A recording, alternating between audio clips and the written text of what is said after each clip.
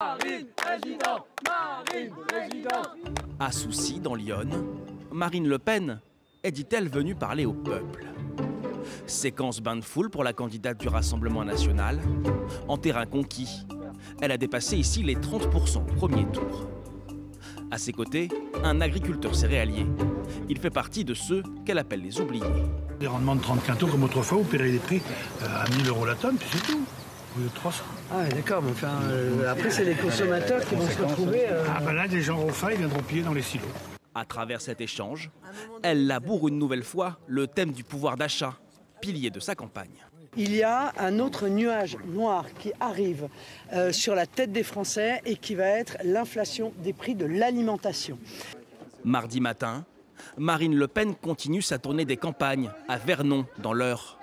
Elle est venue présenter ses projets pour la démocratie, comme le retour du septennat ou la proportionnelle aux élections.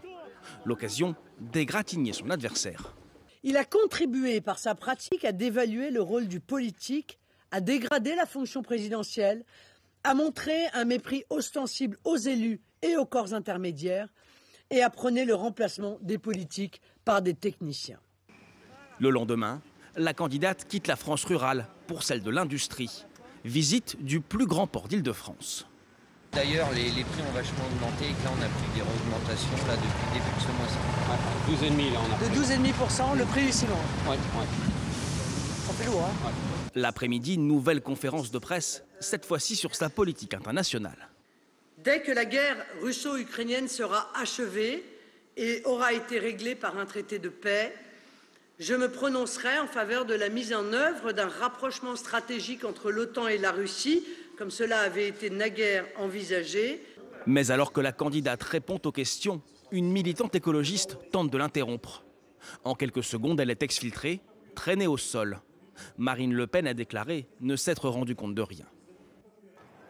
Accusée de mener une campagne sans prise de risque, Marine Le Pen change son fusil d'épaule. Pour son premier grand meeting d'entre-deux tours, elle a choisi Avignon, une ville où elle n'est arrivée qu'en 3e position. Ah bah vous voyez, il disait que j'allais que dans les villes qui étaient positives.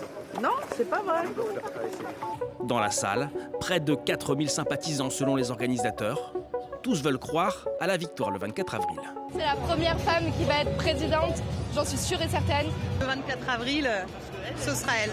Une démonstration de force pour capter et convaincre le plus grand nombre. La vision mondialiste d'Emmanuel Macron, elle prône la dérégulation et asservit l'homme aux logiques économiques et comptables, aux lois du marché et à l'argent roi.